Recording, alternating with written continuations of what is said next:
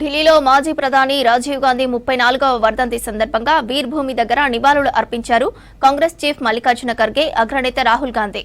వీర్ భూమి దగ్గర రాజీవ్ స్మారకానికి పూలు వేసి శ్రద్ధాంజలి ఘటించారు. ఈ సందర్భంగా దేశానికి రాజీవ్ చేసిన సేవలను గుర్తు చేసుకున్నారు.